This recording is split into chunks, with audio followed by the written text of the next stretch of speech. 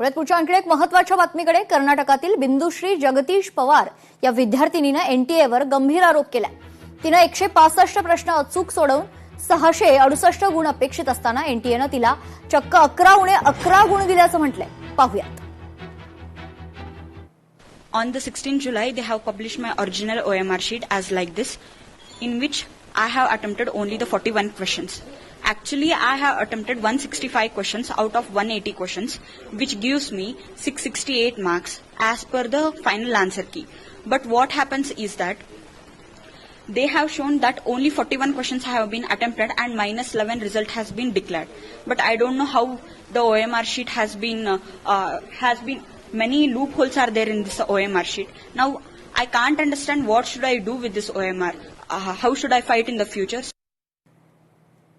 मोशी येथील दुर्घटना प्रकरणात राष्ट्रीय हरित लवादाकडून गंभीर दखल घेण्यात आली. केंद्रीय प्रदूषण नियंत्रण मंडळ तसेच पुणे जिल्हाधिकाऱ्यांची संयुक्त समिती स्थापन करण्यात आली आहे. समितीला 1 महिन्यात अहवाल सादर करण्याचे आदेश देण्यात आले. या प्रकरणाची पुढील सुनावणी 13 ऑगस्टला होणार आहे.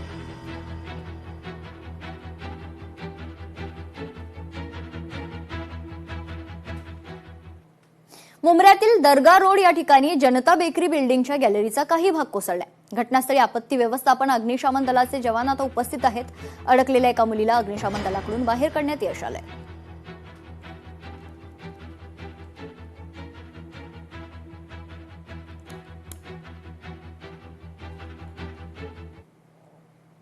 उजनी धरण 100% भरले. उजनी धरणात 117 टीएमसी पाणी साठा असून उजनी धरणातून भीमा नदी पात्रात पाण्याचा विसर्ग वाढवण्यात आला. उजनी धरणाच्या 16 दरवाजातून भीमा नदी पात्रात विसर्ग सुरू असून 7 वाजल्यापासून 26,600 क्युसेकनं विसर्ग सुरू असून भीमा नदीकाठच्या गावांना सतर्कतेचा इशारा देण्यात आला.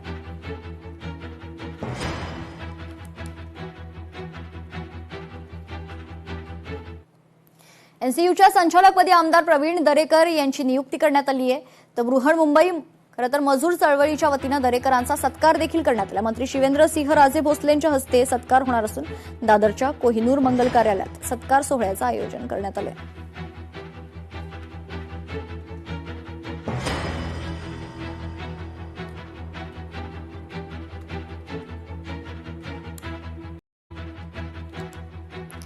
एनसीयूआयच्या संचालकपदी आमदार प्रवीण दरेकर यांची बिनविरोध निवड झाली आहे. या निमित्तानं बृहन्मुंबई मजूर चळवळीच्या वतीनं दरेकरांचा सत्कार करण्यात येणार आहे. मंत्री शिवेंद्रसिंह राजे भोसले यांच्या हस्ते हा सत्कार होणार असून दादरच्या कोहिनूर मंगल कार्यालयात सत्कार सोहळ्याचं आयोजन करण्यात आलं आहे.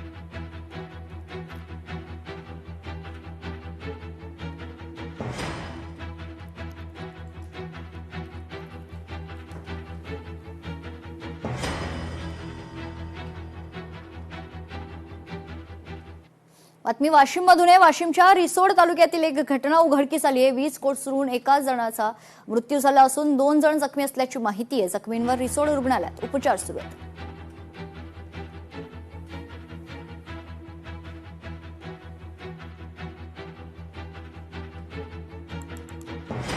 वाशिमच्या रिसोड तालुक्यातील ही धक्कादायक घटना आहे. वीज कोसळून 1 जणाचा मृत्यू झालाय तर 2 जण जखमी असल्याची माहिती आहे. जखमींवर रिसोड रुग्णालयात सध्या उपचार सुरू आहेत.